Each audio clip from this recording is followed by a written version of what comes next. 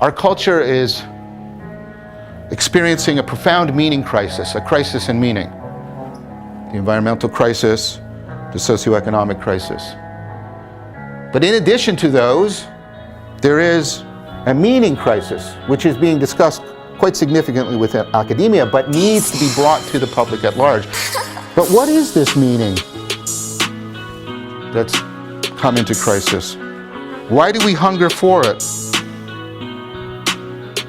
How do we cultivate the wisdom to generate, enhance this meaning? Wisdom is about realizing, in both senses of the word, becoming aware and making real. Wisdom is about realizing meaning in life in a profound way. What is this meaning? Wisdom is about realizing meaning in life in a profound way. Why do we hunger for it? What are some practices that people can engage in and are engaging in? Wisdom is about realizing meaning in life in a profound way. How do we cultivate the wisdom to realize it? We're going through a mental health crisis. Suicide is spiking, and it's, right? Now, there are some socioeconomic factors, but there's clearly other things that are at work. Right? There's an increasing sense, many people are expressing it, of losing touch with reality. We encounter more and more often in individuals and groups nihilism, expressions of cynicism, expressions of deep kinds of frustration and futility. You have the abandonment of trust in any of our public institutions. We're losing, right, we've completely lost any sort of faith or trust in our political system. We're losing faith in our judicial system, right? Religious affiliation is declining consistently throughout. People's participation in, right, clubs, organization is in decline. There's an increasing sense of more and more bullshit everywhere, pervading. And if you take a look at the book, we actually chart how this has been spiking, and it's concorded with all kinds of other increases in these dark factors. People are getting the sense that we're spending, and you can see this already in the public media, but it's also within the academic world, that we're spending too much time in our virtual environments. There seems to be increasing evidence, for example, of, right, a connection between various social media, increased depression, increased loneliness.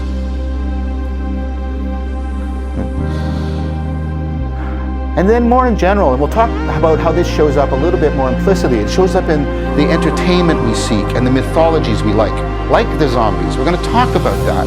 Why are zombies so big, right? Why are superheroes so big right now, right?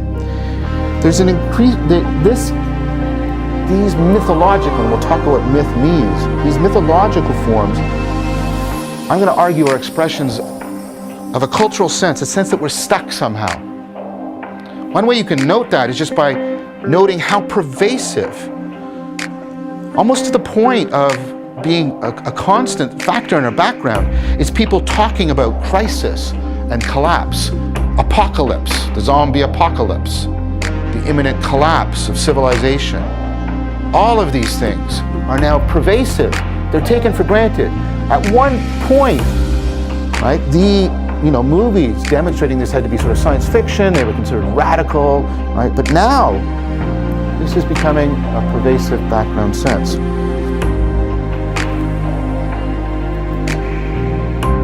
How did this kind of meaning evolve? What is it? Why is it so important to the evolution of our humanity? Then more specifically, the history of the meaning crisis. Why did it arise? What are the historical factors? By doing that, we'll get a historical account of meaning. We'll get a sense of what this meaning is that has come into crisis, that people individually feel they are lacking or losing in their lives.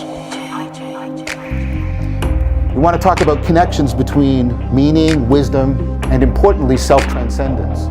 It's going to turn out that this notion of self-transcendence, again, which we'll have to develop and explicate, is something that's a core need because it performs core functions for human beings. It's bound up with these ideas of wisdom and, of course, meaning. And along the way, we fact, right from the beginning, we're going to start to see that there's deep connections between meaning, wisdom, self-transcendence, and altered states of consciousness.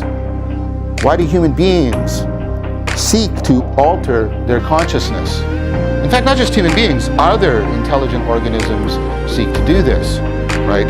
Caledonian crows will tumble down roofs in order to make themselves dizzy for no other purpose than to alter their state of consciousness. Now, I think all of these negative factors also have a unifying explanation.